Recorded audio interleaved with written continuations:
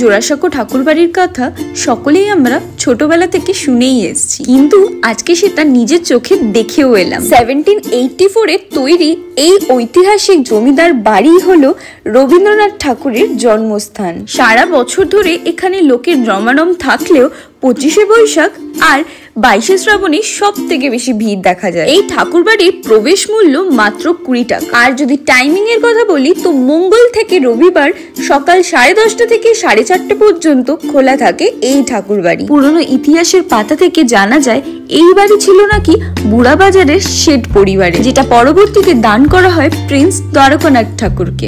শুনলে অবাক হবেন, এই ঠাকুরবাড়িতে রয়েছে 700-র উপরেও ঘর, যার মধ্যে 100টি মাত্র এখন অ্যাক্সেসিবল। তিনতলা এই ঠাকুর বাড়ির পুরোটাই এখন মিউজিয়াম, যেখানে দেখতে পাবেন রবীন্দ্রনাথ ঠাকুরের জীবনের অফুরন্ত স্মৃতি। লোকেশন দেওয়া রইল ক্যাপশনে, যেতে ভুলো না কিন্তু কেউ।